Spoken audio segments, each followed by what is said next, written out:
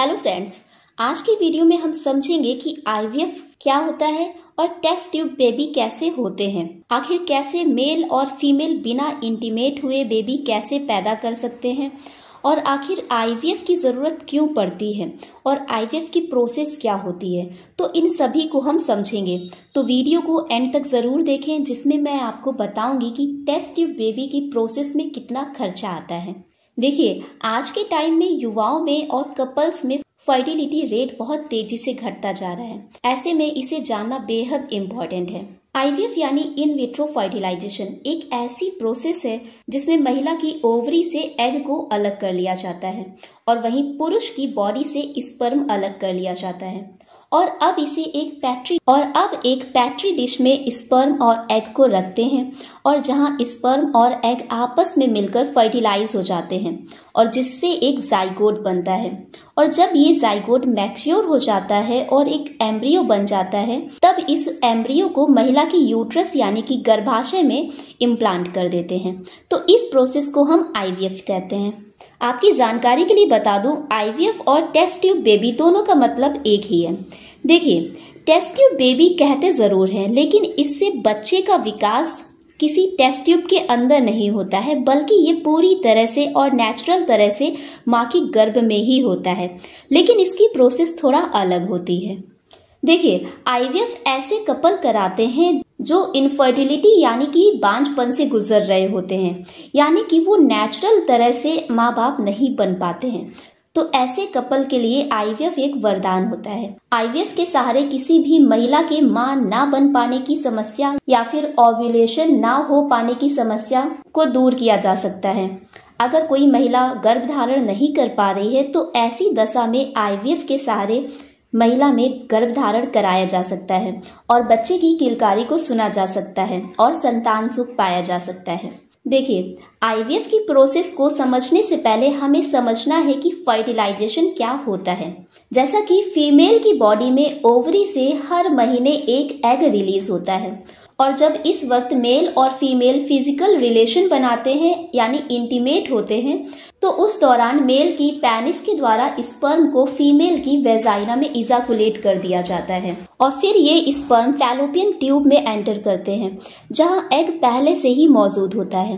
अब ये स्पर्म उस एग से मिलकर इसे फर्टिलाइज कर देता है, जिससे एक जाइगोट बनता है और जाइगोट बनने के बाद एक एम्ब्रियो यानी कि भ्रूण का निर्माण होता है, जिसे महिला के गर्भाशय में इम्प्लांट कर दिया जाता है और इस इम्प्लांटेशन की प्रोसेस को हम गर्भधारण कहते हैं।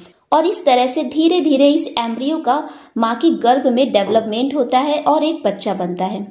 लेकिन जब किसी कपल में कोई इनफर्टिलिटी यानी कि बांझपन आ जाता है, यानी अगर महिला की फैलोपियन ट्यूब में खराबी है या महिला में एग नहीं बन पा रहा है या फिर पुरुष के स्पर्म की क्वालिटी ठीक नहीं है या फिर स्पर्म काउंट कम है या स्पर्म मोटालिटी नहीं है, तो ऐसे कपल के एग और स्पर्म आपस में फर्टिलाइज नहीं हो पाते हैं, जिससे वो नेचुरल तरह से बच्चा पैदा नहीं कर पाते हैं। तो ऐसे कपल आईवीएफ का सहारा लेते हैं।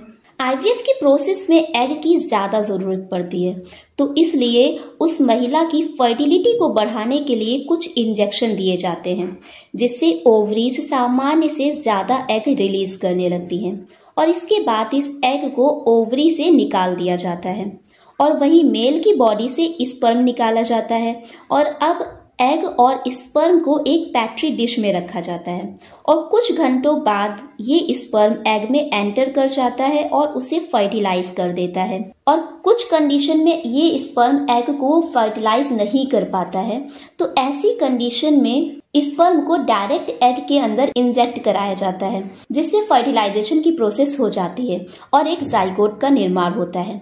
देखिए, क्योंकि फर्टिलाइजेशन एक पेट्री डिश यानी कि ग्लास में हुआ है, तो इसलिए इसे इन विट्रो फर्टिलाइजेशन कहा जाता है।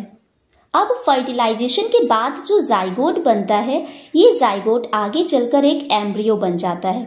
अब इस एम्ब्रियो को महिला के गर्भाशय में इम्प्लांट कर दिया जाता है।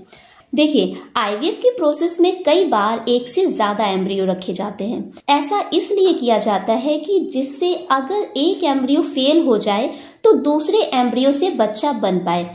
तो इसलिए आईवीएफ के प्रोसेस के द्वारा जुड़वा बच्चे पैदा होने की संभावना ज्यादा होती है।